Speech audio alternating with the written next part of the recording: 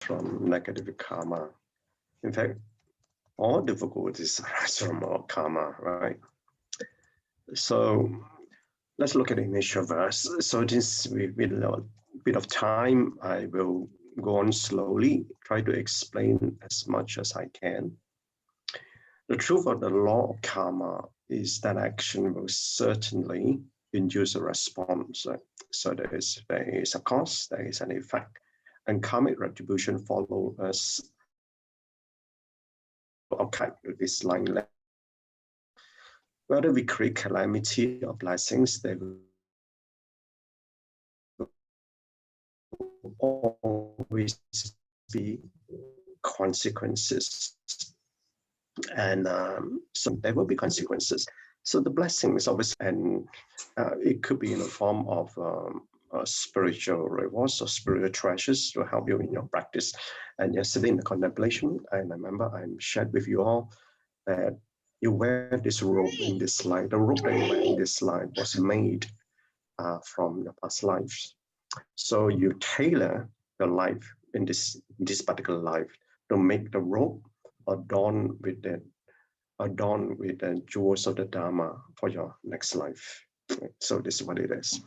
So we create our suffering or happiness and face effects according to the cause, right? Cause and effect. So karmic retribution follows like a shadow. There's a Chinese saying in Cantonese, why is that case? Why is karmic retribution? Do you know that we are a manifestation of own karma? How does this life come about? Okay, let's go back about how this life come about first. And that's the reason why you cannot run away. When we die, all 6 consciousness will die because they're all attached to the body. So all 6 of them will go. Then it will fall up to the 7 consciousness, which is habitual tendencies. And the 7 consciousness fall up to the 8 consciousness. So 7 consciousness will also go. It goes up to the 8. So it's only the 8 consciousness that will evolve. When the next life comes, when the condition is right, that seed in the 8 consciousness will manifest into the next life. So we are just a derivation of the 8 consciousness. So therefore, you can't run away.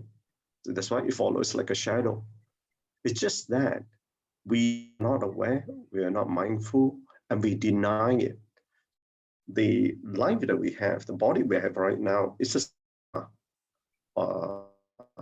if I could use the word avatar, because it's very positively used, of that consciousness, of the higher consciousness, which is the reason why, and I think for more than a year now, every time I share with you all, grow your consciousness, grow your consciousness, grow your consciousness. Unless you could do that, you won't be able to reach out and try to purify that. And Master always mentioned that we need to purify the 8 consciousness so that we can reach out to the 9 consciousness, which is the Buddha nature, for us to purify ourselves.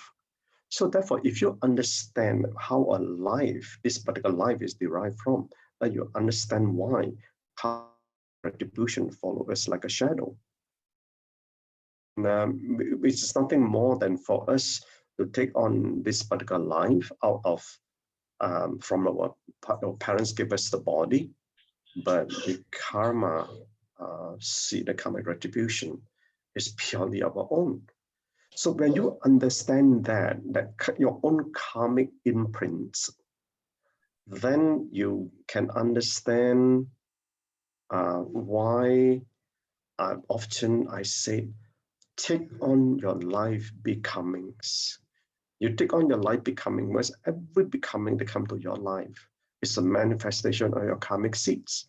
So when you take on the life becomings, you accept it, you purify that, you take away, you dissolve one seed from there. You settle one seed. And then here, blessings.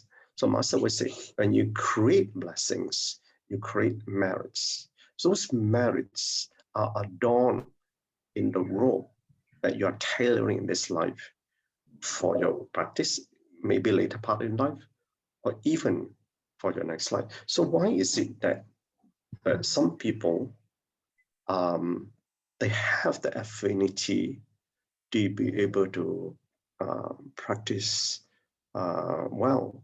So generally, like for example, if someone is in practice, despite that their health may be ill, but they will get a long life to be in practice. And the other spiritual reward that come in the form of blessing is having a good life. And I can see that all you all have a good life. Then the other thing is having the good body, healthy body to practice. Then a healthy mind to be able to discern the Dharma. And then you grow in what you call a good character. Why is it that some people go in certain character, even though coming from the same family where the character is different? And all these things are consequences and flow through from our karmic storehouse into a seven consciousness, therefore manifests in a form of habitual tendencies. And the eloquence of speech, and then there's also that what you call the good influence and the fortune to encounter the Dharma and get into a good practice. So this all of them I just named to you about. There are 9 of them there. Okay, so in addition to that, then there's on top of that, they are what you call spiritual treasures, and these are the treasures that help you to cultivate towards a higher level. So in Master's explanation, so the workings of karma cannot be changed in the slightest. So what I just explained, cannot change like because you are the karma. How can it be changed? Because the life is from your karma. So when it comes to all the things we take, we must accept the consequences of the karma that we create. And this line is accepting your life is, your life as it is. There's nothing you can do about it. There's a circumstantial retribution. You are born here, you got this set of parents, the siblings, so on and so forth. But the thing is that when you accept those consequences and you apply the Dharma to your karma, then you will be able to resolve that. So therefore, Dharma cancels karma.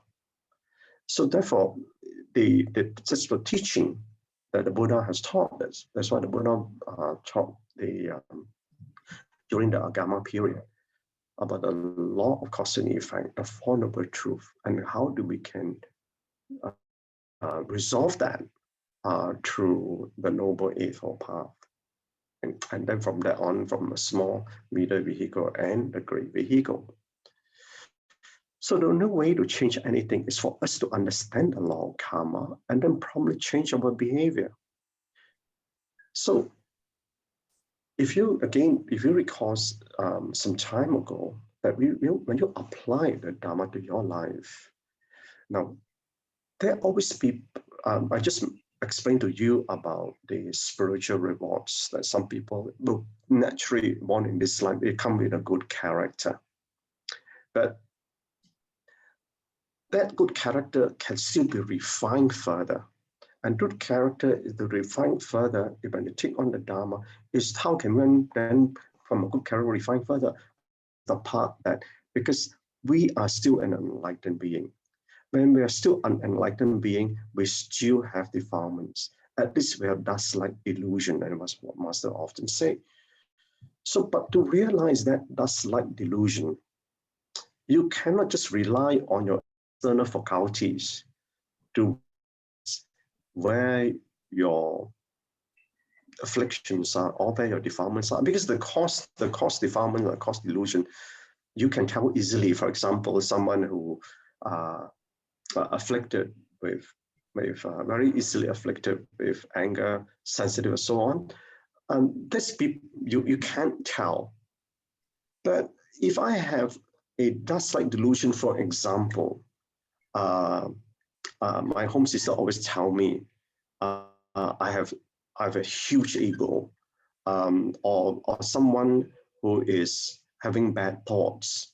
Those are not easy for you, and you do not know because you do not manifest perhaps in your speech or in your action, but in your subtle action that you do. So therefore, that part of it, to grow into that, to correct that part of it, requires you to grow in consciousness. It's like using a magnifying glass to see the dust. That magnifying glass is to grow in that consciousness. So without growing in consciousness, that magnifying glass it's not there. So if the magnifying glass is not there, one cannot see that those like delusion. And that's how we change our behavior.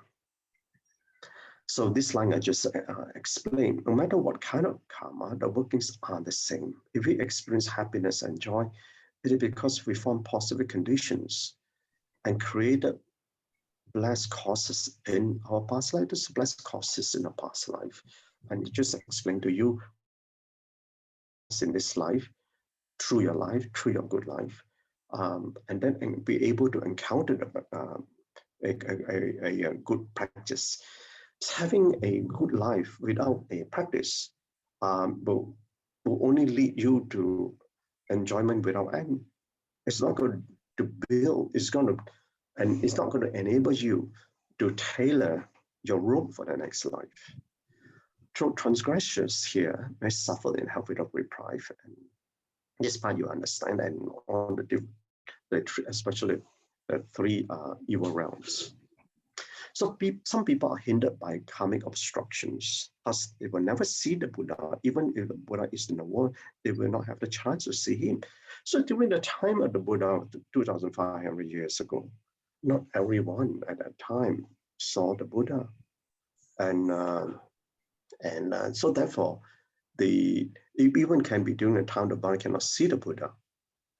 But we do not know what a past life has been. But more important thing to know is this life.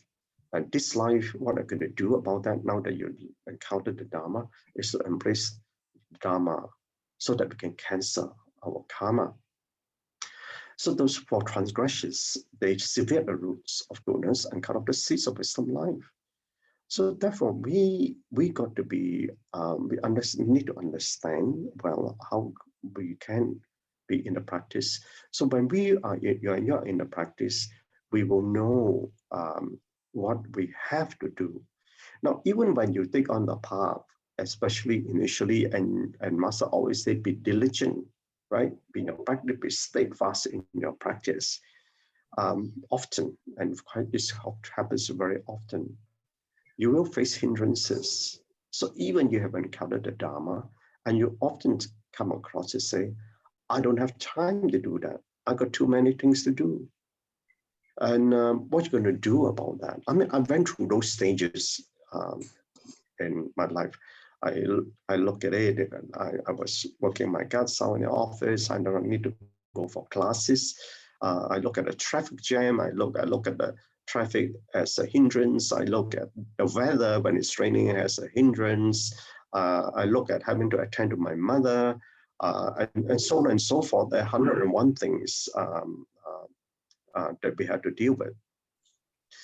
But the thing is that when you start to understand how karma works and what you need to do and how you can apply that to a daily life, then you will be able to find your skillful means to apply that in your daily life. And I mean, for you all, I think during this time, it's so easy because you got Zoom. You can sleep from your house. But all the years I've been, I mean, obviously I have to physically go there and listen. And then obviously you have to then diligently apply that through your own contemplation to realize. So the 8 difficulties. Difficult to how, I mean, there's needs no explanation. And I mean, so afflicted with pain and got no time for anything else, right? The hungry soul goes round. One is so hungry, and all they know is to quell their hunger. Okay, so the mind is not in a state of Dharma. The animal realm, they don't have a discerning mind to understand.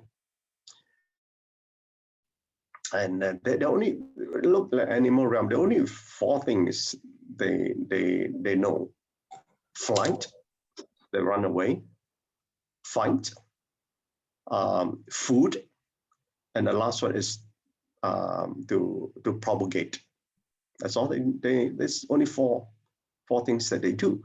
But obviously, the animal realm, must also explain that they are also different levels of consciousness. Of course, they do. For example, especially domesticated animals, find that they can give you a lot of love. So therefore, but generally speaking, the animal realm, there's only these four things. Difficulty of Uttara Kuru.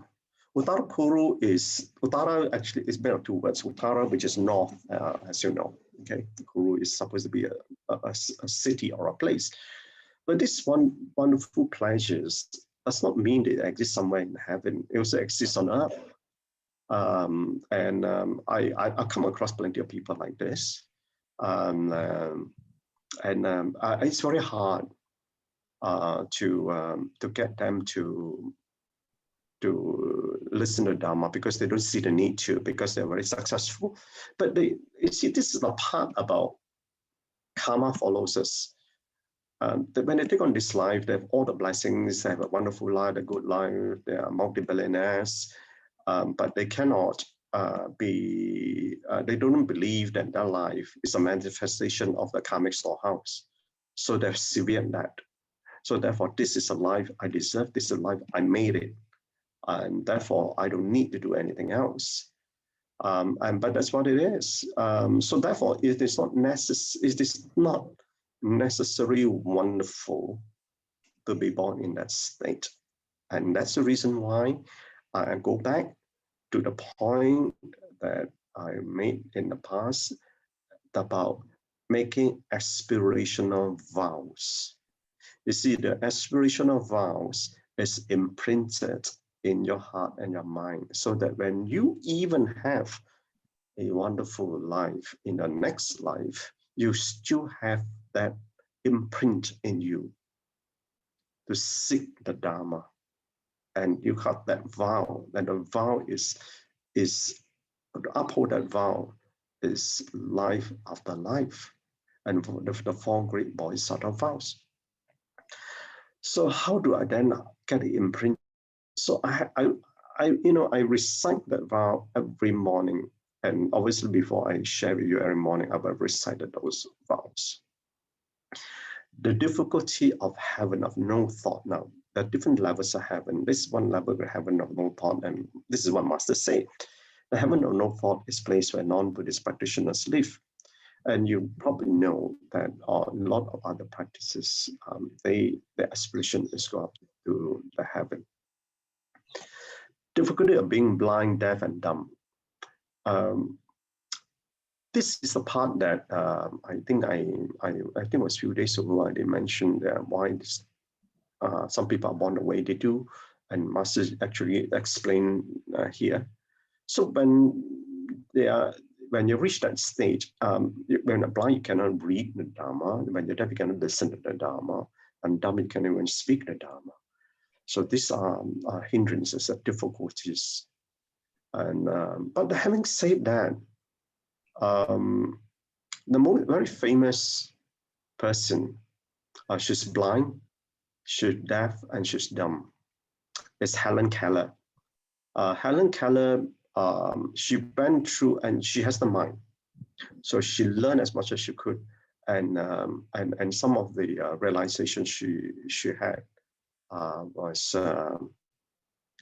inconceivable to my mind. I learned about Helen Keller in my moral class when I was in primary school, so that's why I still remember until today.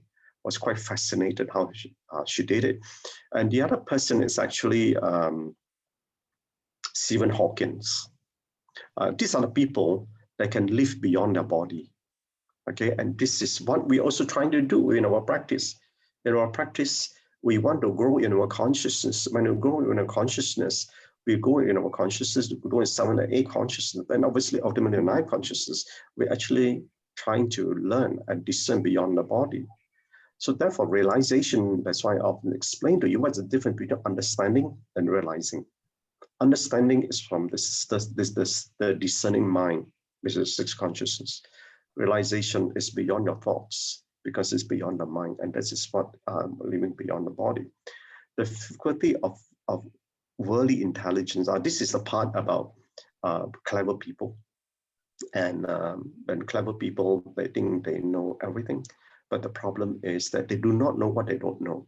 When a person does not know what they don't know, that's where this trap is, this intelligence trap. The difficulty appears before and after the Buddha. It is difficult to live in the same period of Buddha. Not only is meeting the Buddha difficult, but encountering the Dharma fully formidable is very difficult as well.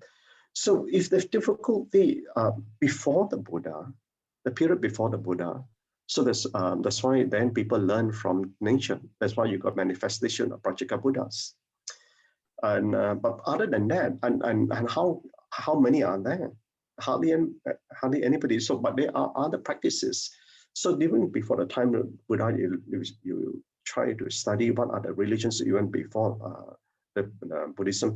You look at the great religions of the world today. I think the newest one is actually Islam. It's about 1,000 over years ago. Then Christianity, it was about 2,000 years ago.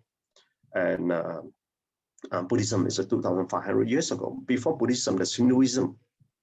And there's also Zoroastrian. They worship the sun. So, but all this religion still exists until today. But if trying to understand some of their teaching, whenever I have a chance to encounter people with different paths, and I try to learn and find out what because as far as I am, I'm not a religious person.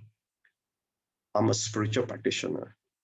So when I search for spirituality, spirituality that can help me to grow in realization from different angles. So even after the time of Buddha, as we are right now, we are in a Dharma degenerating age. And this degenerating age is still, Dharma is still available, except that we got to be very mindful how we learn. So the lessons learned.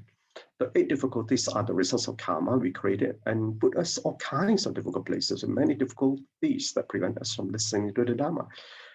So after learning all these 8 difficulties, and you have all, and you do not fall in any of the 8, none of them, you know, you got all the functional faculties, and and none of this here that you fall into, but yet we say it's difficult for us to listen to the Dharma. So this is what Master is trying to tell us, and so we got to realize our hindrances, and all these hindrances is from our own mind and nothing else. So in conclusion, as Buddhist practitioners, we must deep faith in the path. Why is it deep faith? Because we are unenlightened beings. We haven't crossed over the fence, or we haven't crossed over the shore, we haven't crossed over the sea. So, but people, the enlightened beings have. So therefore, we got to have that faith to cross that. So in life, we must be able to experience and realize the teachings, which I explained earlier, why experiential learning is important. So in contemplation, many think they know what they are doing, and this is quite often the case, especially at work, especially at work. In reality, some do. So if we know what we are doing, but you see, what is real may not necessarily be true, and reality is again is a manifestation of the mind, and is manifestation of the mind with the skandhas, right? Because we see a form, it is real, and then we form certain opinions about things. So in reality, I say, sorry, some do, but in truth, no one does. Because why is no one does? Because we are unenlightened beings, and that's the truth. What is Dharma? Dharma means the truth. So the mind dances to the worldly noise, and the practitioner endeavors to immerse within with difficulty. And this is where we are battling in our practice, because the minds, whenever there's a very noise, whatever it is, The mind's been trained from young to be like that. But as a practitioner, we try to immerse within ourselves. So seeking the realization is within ourselves, not outside. So when the mind is trying to follow outside, as a practitioner, we want to immerse inside. So you got to then grow in a consciousness. What I mean. So this is what it means. Unless you are able to conquer that and be able to go in consciousness, there will be great difficulty in a battle between the two. And very often, and if the mind is not well tamed, you will concede to the mind. So overcoming difficulty is part of our spiritual practice.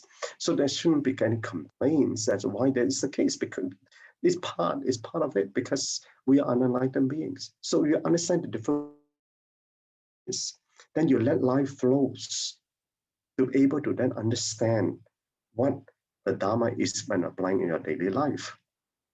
So what the teachings well would know that the difficulty is all within the mind, which was just explained to you. And so therefore, the whole spiritual practice in the Dharma is to train the mind. On relationship, in meeting people, there's all types of people that we meet, right? Those who are silent to you learn from their silence. You know, when I meet, I'm not so, when I meet people, I obviously observe people that I meet.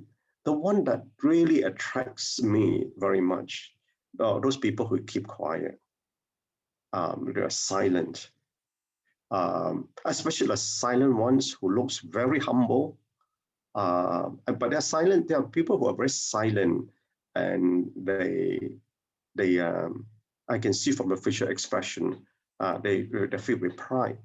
But the silent ones who is very humble, that's the one that I really like to observe very much. But those who are loud to you, then you learn from your own silence. So silent to you, you learn from the silence. Those who are loud to you, you learn from your own silence. Those who are rude to you, you learn from your calmness. Those who are complain to you, you learn from your patience. And those who are difficult to you, you learn from your perseverance. Okay? So these are all this, every person you meet, Master say, is a sutra. You see, every written down here, the teachings of what? No, there's no such person who comes to you and nothing you can learn from. There's always something to learn from them. Okay, Gan En brother, sister, thank you.